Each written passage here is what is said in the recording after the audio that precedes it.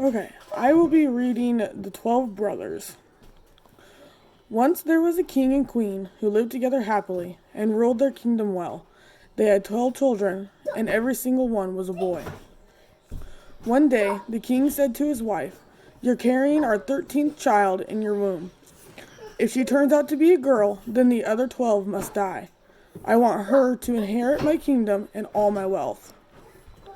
And to show her that he meant it, he had 12 coffins made. Each one was filled with wood shavings, and at the head of each one there was a feather pillow and a folded shroud. He had them locked in a room and gave the key to the queen. "Tell no one about this," he said. The mother sat weeping all day long until her youngest son, who was called Benjamin, after the boy in the Bible, asked, "Mother, why are you so sad?" "My dear child," she said, "I can't tell you." But he wasn't satisfied with that answer. He gave her no peace until she unlocked the room and showed him the 12 coffins all in a row, with the wood shavings and the pillows and the folded shrouds. Weeping as she spoke, she said, "My sweet Benjamin, these coffins are for you and your brothers. If this child I am expecting is a girl, you will all be killed and buried in them." Benjamin embraced her and said, "Don't cry, mother. We'll run away and look after ourselves." "Yes," she said, "that's a good idea. Go out into the forest and find the highest tree you can. Keep watch on the castle tower. If I give birth to a little boy, I'll raise a white flag, but if it's a girl, I'll raise a red one. And then you should escape as fast as you can. May God protect you. I'll get up every night and pray for you all. In winter, I'll pray that you'll always have a fire to warm yourselves at, and in summer, I'll pray that you won't be oppressed by the heat." When she gave him their blessing, the 12 brothers went out into the forest. They took turns to keep watch from a lofty oak tree, and after 11 days had passed, and it was Benjamin's turn, he saw the flutter of a flag being raised, but it wasn't a white flag. It was a red one. He scrambled down the tree and told his brothers. They were furious. "Why should we suffer for the sake of a girl?" they said. "We must take revenge for this. Any girl who crosses our path will regret it. Her red blood will flow." They set off deeper into the forest, and in the deepest, darkest heart of it, they found a little cottage. Sitting outside it, with her suitcase packed, was an old woman. "Here you are at last," she said. "I've kept the cottage clean and warm for you, and I've planted 12 lilies here outside the window. As long as those lilies bloom, you will be safe. Now I must be going."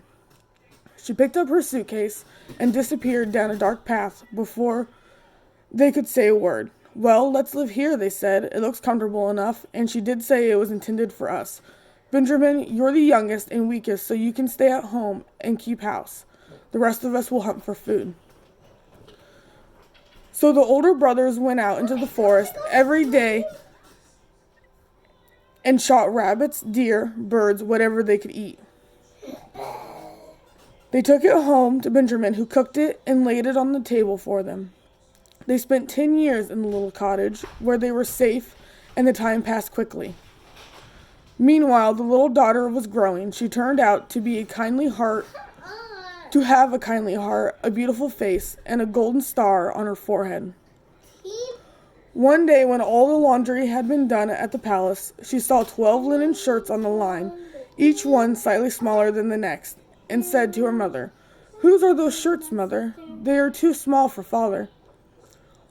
The queen answered with a heavy heart, "They belong to your 12 brothers, my dear." "I didn't know I had 12 brothers," said the girl. "Where are they?" "Only God knows. They went into the forest, and they might be anywhere now. Come with me, my dear, and I'll tell you all about it." And she took the girl to the locked room and showed her the 12 coffins with the wood shavings and the pillows and the shrouds. "These coffins were made for your brothers," she explained, "but they ran away before you were born." And she told her how everything had happened. The girl said, "Don't cry, mother. I'll go and look for my brothers. I'm sure I can find them." And she ironed the 12 shirts and packed them neatly, and went into the forest. She walked all day, and in the evening she came to the little cottage. She went inside and found a young boy. He said, "Who are you? Where have you come from?" He knew she was a princess because of her fine dress, but he was astonished at how beautiful she was, and at the golden star on her forehead. "I am a princess," she said, "and I am looking for my 12 brothers. I vowed to walk on as far as the sky is blue till I found them." And she showed him the 12 shirts, each one slightly smaller than the next. Benjamin saw at once that this girl was his sister and said, "You found us. I'm your youngest brother and my name is Benjamin." She wept for joy, and so did he. They kissed and embraced lovingly. But then he remembered what his brothers had vowed and said, "Dear sister dear, I have to warn you, my brothers have sworn that every girl they meet must die, since it was because of a girl that we had to leave our kingdom." She said, "I'll willingly give up my life if I can free my brothers from their exile." "No," he said, "you shan't die. I won't let it happen. Sit under this tub till our brothers come home, and I'll make it all right." So she did. When they came home from hunting at nightfall, they sat down to eat and said to Benjamin, "Any news?" "Don't you know?" he said. "Know what?" "You've been in the forest all day long, and I've been here at home, and yet I know more than you do." "Now, know what? Tell us."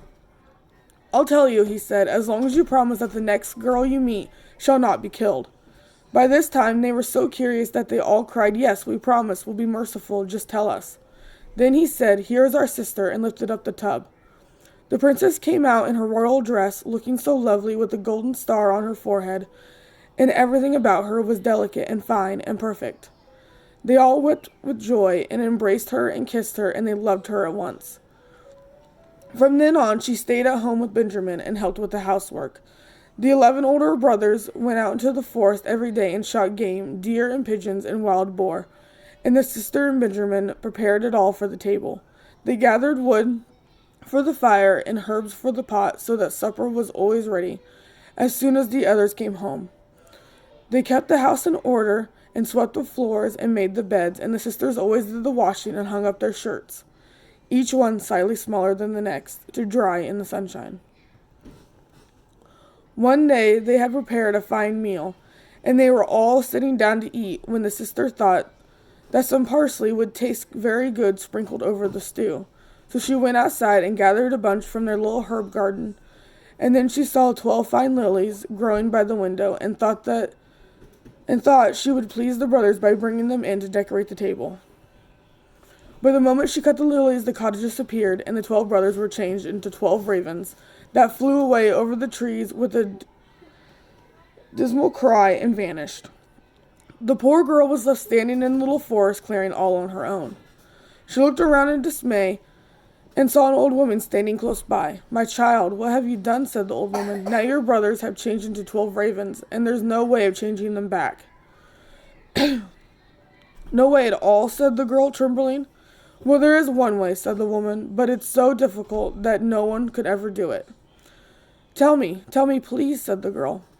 "You must remain silent for 7 whole years, never speaking nor laughing. If you speak a single word, even if it's the very last minute of the very last day of the very last year, it will all be for nothing.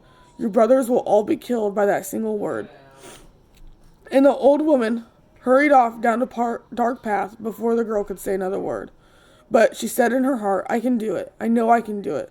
I'll redeem my brothers. See if I don't." She chose a tall tree and climbed up high among the branches, where she sat spinning some thread and thinking, "Don't speak, don't laugh." Now it happened that sometimes a king came hunting in that part of the forest. This king had a favorite greyhound, and as they were making their way along the path, the greyhound suddenly ran to a tree and started barking and jumping at it.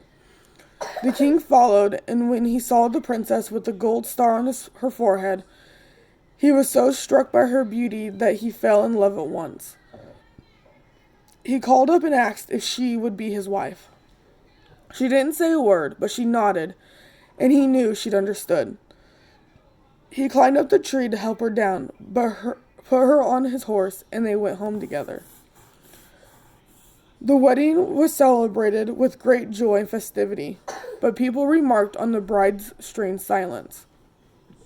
Not only did she not speak, but she didn't laugh either. However, the marriage was a happy one. But after they had spent some years together, the king's mother began to speak evil of the young queen. She would say to the king, "That wench you brought home with you, she's no better than a common beggar. Who can tell what wicked things she's thinking of? And she might be mute, but any decent person can laugh from time to time. Anyone who doesn't laugh has something on their conscience. You can be sure of that." At first, the king didn't want to listen to that sort of talk, but as time went by, the old woman kept on and on, inventing all kinds of evil things to accuse the young queen of. And the king finally began to believe she must be right. The young queen was arraigned before a court packed with the old woman's favorites, and they didn't hesitate to sentence her to death. A great fire was built in the courtyard where she was to be burned to death. The king watched from an upstairs window, tears flowing down his cheeks, for he still loved her dearly. She was tied to the stake, and the red fire was already rising higher and licking at her dress when the last moment of the 7 years passed. And then 12 ravens flew down, the sound of their wing beats filling the courtyard.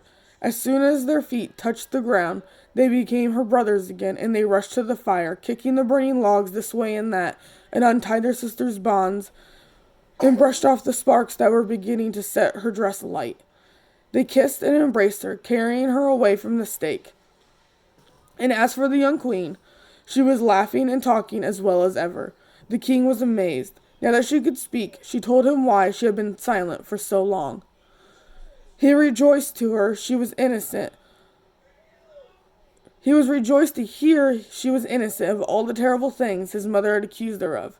But then it was the old woman's turn to be accused, and the court had no difficulty in finding her guilty.